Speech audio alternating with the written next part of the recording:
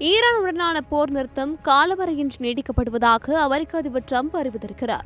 இதுகுறித்து அவர் ஈரானுடனான போர் நிறுத்தம் நீட்டிக்கப்படுகிறது, அமைதி ஒப்பந்தம் சார்ந்து ஒருங்கிணைந்த முன்மொழிவை ஈரான் முன்வைக்கும் வரையில் இந்த போர் நிறுத்தம் தொடரும். அதே நேரத்தில் ஈரான் துறைமுகங்கள் முற்றுகையிட்டுள்ள அமெரிக்க ராணுவத்தின் பணியை தொடர்ந்து மேற்கொள்ளுமாறு நான் கூறியுள்ளேன் என தெரிவித்துள்ளார்.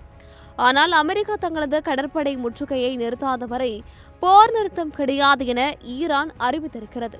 இதுகுறித்து ஈரான் நாடாளுமன்ற சபாநாயகரும் ஈரான் அமெரிக்கா இடையிலான பேச்சுவார்த்தை குழுவில் ஒருவருமான முகமது பாகர் கலிஃபாப் தனது சமூக வலைதளத்தில் ஈரான் துறைமுகங்கள் மீது அமெரிக்கா விதித்துள்ள கடற்படை முற்றுகை நிறுத்தப்பட்டால் மட்டுமே முழுமையான போர் நிறுத்தம் சாத்தியமாகும்.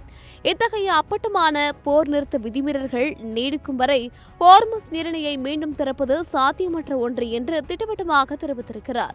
ஈரான் கடலில் புதைத்து வைத்துள்ள அதிநவீன கனிவெடிகளை அகற்ற குறைந்தது 6 மாதங்களுக்கு மேலாகும் என்பதால் ஈரான் இப்படி நிபந்தனைகளை விதிப்பதாக கூறப்படுகிறது. ஒருவேளை ஹோர்முஸ் நீரிணையை மீண்டும் திறக்க காலதாமதம் ஆனால் உலக நாடுகள் கடும் நெருக்கடியை சந்திக்கும் என்பது குறிப்பிடத்தக்கது.